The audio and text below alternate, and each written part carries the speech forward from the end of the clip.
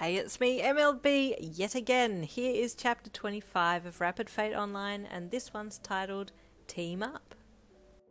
What did you think of the house? Butterfly asked as the two of you walked back to the teleportation site after saying goodbye to Asuna and Kirito. It's lovely, but expensive, you said with a grimace as you walked beside him. He chuckled lightly. I actually have enough to buy it, he stated calmly, remaining a little silent for a bit as he collected his next sentence. Would you maybe like to live there with me? You looked at him. He was seriously contemplating making that home for the two of you. Butterfly, I've been thinking, you said as he looked back down the broadwalk. His face fell. We're in a bit of an odd situation, you started. I really like you, and we've kissed and stuff already, but we're not officially anything yet. We can change that if you like. It would be an honour to be your boyfriend, he said with a smile. Well, I'd like that too, but where does that leave us in real life? Like, would it be weird that we're dating in here, but we don't even know each other in real life? He fell silent, contemplating what you'd said. He was still really nervous about you knowing him in real life. He was worried you wouldn't accept the real him. What if I'm not who you thought you knew in real life? He asked quietly. I could ask you the same question of me too, you replied. But I know this part of you in-game is still a part of your real personality, so it's not a problem for me, he said. And then that's my answer to your question, you replied gently with a smile. Can I have a week or so to gather the courage to tell you about myself in real life? He asked shyly.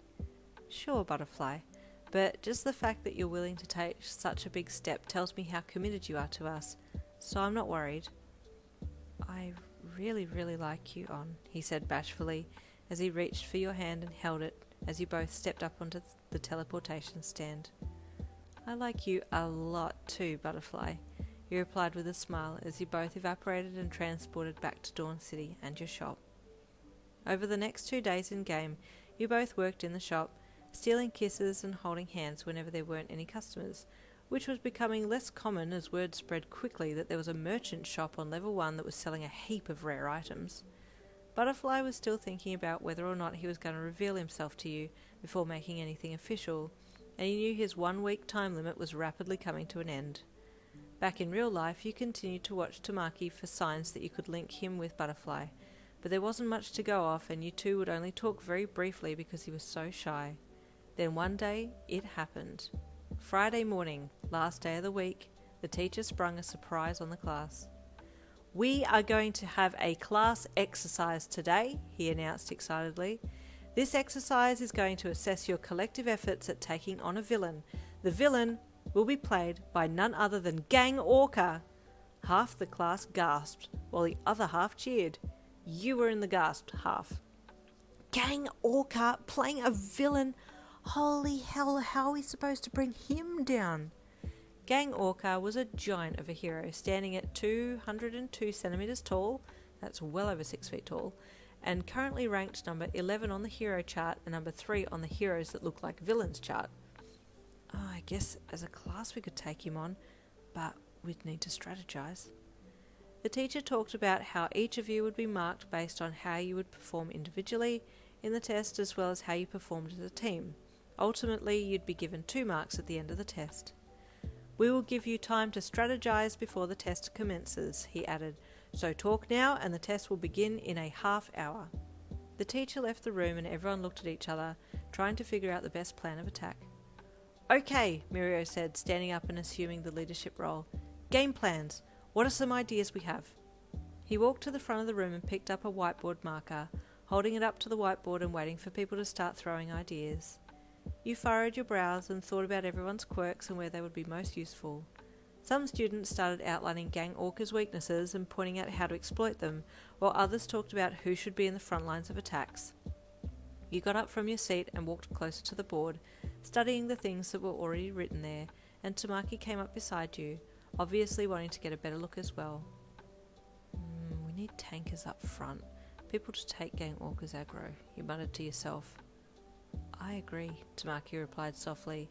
Your head snapped towards him and you stared, but he was too busy in his own head that he didn't realise that he had just responded to your gaming terms. Can you tank, Tamaki? You asked, wanting to see if he continued to answer without thinking. Yes, I can. My quirk makes for a good distraction, he added as he pondered how best to apply his skill. True, you said. You have a large AoE. He nodded, still deep in thought. Okay, so he's definitely a gamer. Do these terms apply to RFO though, or are they from any RPG? You thought. Mirio, you called. Let's have groups. People up front who can either take Gang Orca on or distract him, and then the next group who deals out the damage, and then a third group who are backup, who can switch in and help whenever they see their quirk is needed. Good, Yin, Mirio praised. Okay, groups. He spent some time organising similar or synergistic quirks into groups, and then it came down to you. Yin, you're a bit of an anomaly. Where would you like to go? You have the most versatile quirk, being able to switch places with anyone. Maybe you can confuse Gang Orca by constantly switching with him just before he's about to take someone out? That could work, you replied thoughtfully. But that would also confuse all of you guys too, and I might end up getting seriously hurt if I switch him out just as one of you are about to activate your quirk. Mirio thought for a bit. That's true. Well, what if you paired up with someone and you and them work together as a team so you can move them to better attack positions with your quirk? Oh, that's perfect, you replied. In that case, I pick Tamaki, you added, looking at him as he stood beside you. Me? He stammered, his cheeks and tips of ears immediately going red as his lip began to tremble. Please, someone save the precious baby. Stay tuned for chapter 26, coming tomorrow.